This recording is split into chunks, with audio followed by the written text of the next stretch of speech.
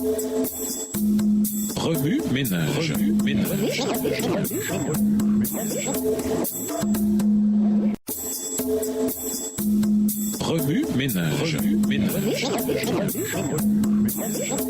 Bienvenue à notre émission Remue ménage. Nous voilà à la leçon de lundi, interprétée, supprimer les frontières nationales. Il est intéressant de noter qu'après sa résurrection, Jésus n'a guéri personne et ne s'est adressé à aucun public. Son ministère public s'étant achevé à sa mort, il a consacré le temps qui lui restait ici-bas à ses disciples les plus proches pour les réconforter et pour leur donner quelques dernières instructions avant de monter au ciel. Dans Matthieu 28, le verset 18, dans la version Nouvelle Bible Seconde, Jésus déclare qu'il a reçu toute autorité dans le ciel et sur la terre. Remarquez que l'autorité n'a pas été donnée directement aux disciples. Elle a été donnée à Jésus par sa victoire sur la tombe. Jésus a promis à ses disciples qu'il ne serait pas laissé seul. Il les accompagnerait où qu'il aille. Au verset 20. Par sa présence constante, il leur a donné sa puissance et son autorité. Lorsque les disciples iraient, ils n'auraient pas à craindre, même dans les régions les plus hostiles. Ils seraient soutenus par la plus haute autorité et la plus grande puissance de l'univers. Matthieu termine son livre en expliquant que l'évangile de Jésus doit être partagé avec tout le monde, sans distinction de nationalité ou d'origine. Une telle idée choquait les Juifs du 1er siècle en raison de leur mentalité exclusiviste et élitiste. Cette mission consiste à aller vers toutes les nations. Matthieu 28, verset 19.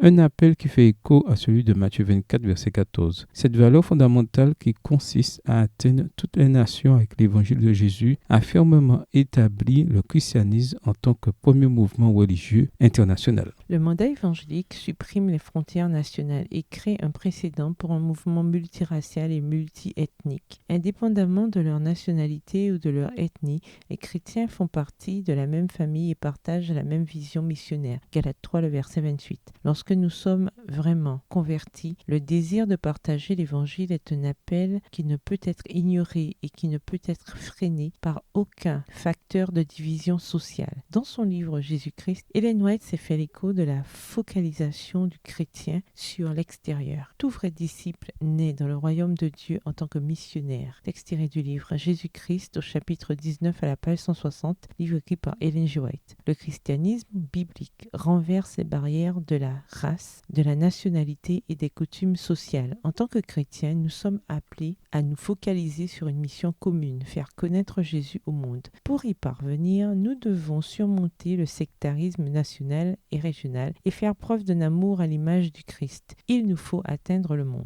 Matthieu 28, verset 20 introduit un aspect essentiel du mandat évangélique, l'enseignement. Dieu veut que nous l'aimions de tout notre cœur et de toute notre intelligence. Marc 12, verset 30. Il désire que nous recherchions une foi intelligente. Le processus commence par la formation de disciples, progresse vers le baptême, pour ensuite se poursuivre par un enseignement plus approfondi. Le discipulat, c'est l'enseignement par le mentorat et l'accompagnement. Remarquez que le nouveau croyant apprend avant le baptême et continue à apprendre après le baptême. Il n'y a pas de véritable expérience religieuse sans enseignement des principales vérités bibliques. Remue ménage, après avoir regardé votre texte écrit et annoté, quels éclairages particuliers vos notes semblent-elles indiquer dans l'ensemble? Quelles questions émergent après l'étude de la leçon d'aujourd'hui? Quelle partie trouvez-vous difficile? Quels autres principes et conclusions découvrez-vous? À votre avis, pourquoi Jésus n'a-t-il pas fait de grandes apparitions publiques après sa résurrection? Au revoir. Et à demain si Dieu veut.